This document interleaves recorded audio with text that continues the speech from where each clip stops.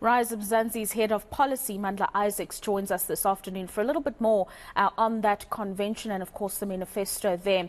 A very good afternoon to you, Mandla, and thanks for taking some time out of what I assume is a busy weekend for Rise Mzansi.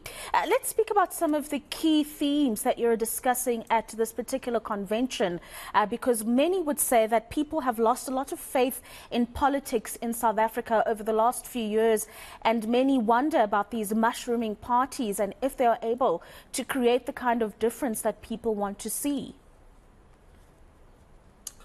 Well, good afternoon to you and your viewers. Indeed, it is quite busy. We think that what matters when it comes to the number of parties is quality and not quantity. We think South Africans have been looking for a political alternative and a modern, new way of doing politics. And that's kind of what we're trying to do. We've designed this from the ground up with people, with communities, trying to do politics in a new way, in a way that people are calling for, and that it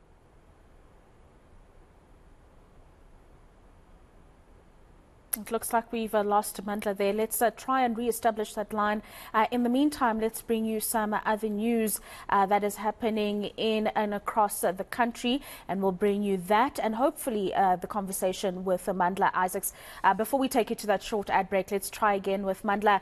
Your connection there failed us for a moment, Mandla. If you could continue with your response there, and I want you to pick up on this idea of a political alternative, which is something you were saying, this is something that people are looking for. What does that political alternative look like?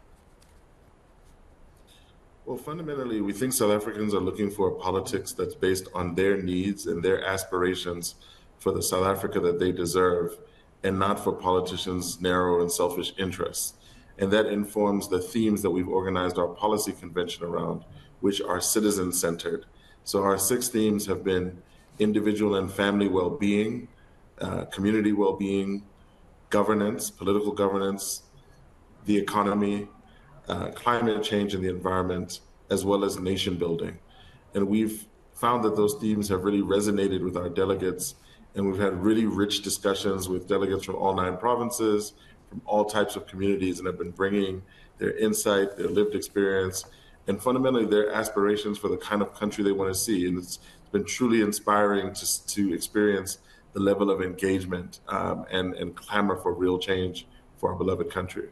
And besides the economy and the governance themes that you're unpacking of this country, you also, as you've just mentioned, choosing nation building and family and individual development, those forming part of those important discussion points in these commissions. I mean, where are you going exactly with this? Because I suppose when you think about the nation as a whole, you don't necessarily think about the individual, but rather the community or the family unit. But it's interesting that these are some of your focus areas. Maybe break down a little further that for us.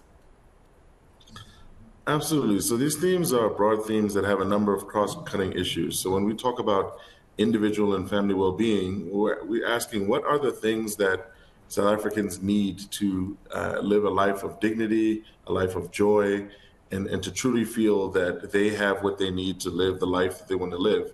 And that includes things like basic services. So we look at, access to electricity and water, housing.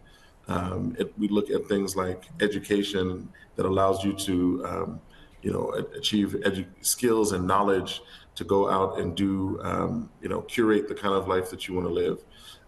Individual and family well-being also includes things like safety inside the home, safety of children. And of course, when we talk about basic needs, really the most primary is food. And so the issue of hunger and food insecurity has been a major one that we've been engaging around to say, what is our commitment to ensure that every South African family has access to 3 nutritious meals a day? Now, you initially indicated as Rise Mzansi that you prefer to have your own identity before you can think about working with other political structures or parties. But we did see the Good and Land Party invited to the convention. What kind of relationship do you currently have with these parties, or are you hoping to build with these parties or any other political structure for that matter? So we fundamentally believe that reforming our country, reforming our politics is going to be require a broad political coalition, not just of political parties, but civil society, citizens, different groups. And we don't believe that it's going to be about Rise and Mzansi alone, but that we can be a leading player in that reform movement. But again, it's going to require a vast number of stakeholders, social movements, citizen movements, and so on.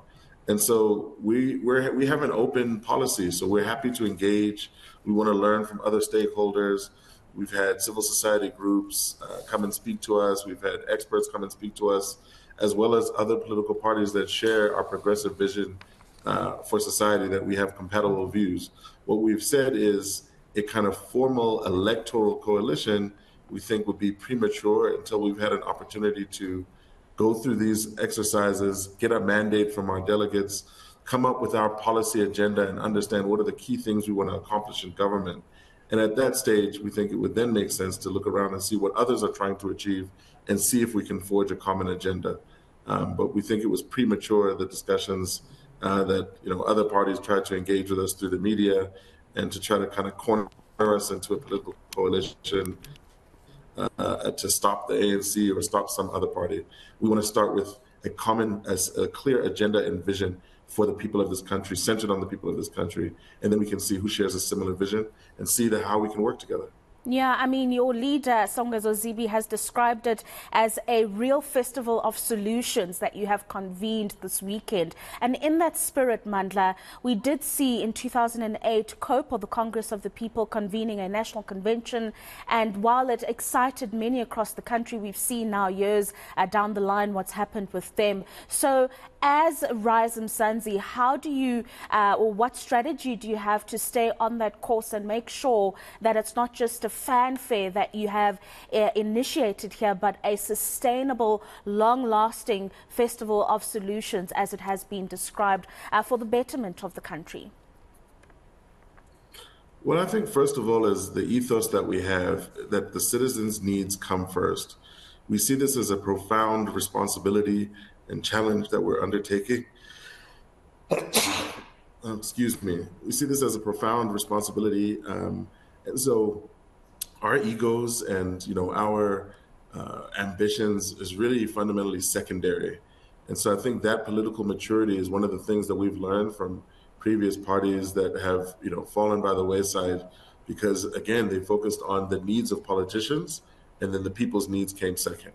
And our view is, if we keep the needs and aspirations of South Africans as our North Star, if we keep focusing on how do we deliver tangible benefits for citizens and truly improve people's lives in this country, and we keep that the focus, then we think we'll be just fine. But we understand it's going to be a marathon.